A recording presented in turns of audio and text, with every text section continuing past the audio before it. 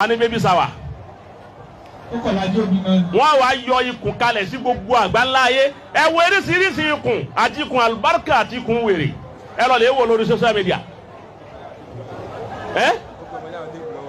fúnra ẹ ló gbé ọmọ láwọn àjẹ́ lọ́wọ́ ọ láwọn àjẹ́ yanjú ọ̀rọ̀ ọmọ àwọn wọn ọjọ́ máa wọn jẹ́ yẹn wọn ò ní jó jẹ́ yẹn ọmọ wípé nísìnyí àwọn àjẹ́ náà ti ń wo Facebook wọn ti ń ṣe Instagram ni wọ́n ti wọ́n ń TikTok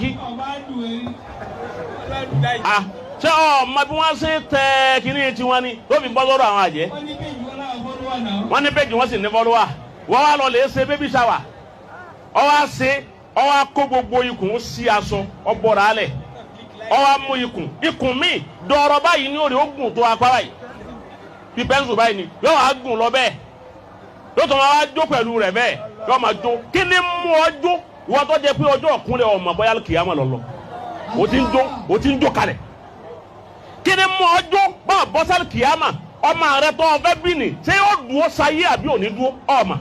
ọ̀dà tó bá wá dúró sáyé tó wá dé èèyàn láyé ni ọ wá tún ayé ṣe ni àbọ̀ wá da yé tó wá wòran ayé ni àbí wọ́n wá wòran rẹ̀ ọ̀ọ́mà kí ni ń dùn ọ́nú.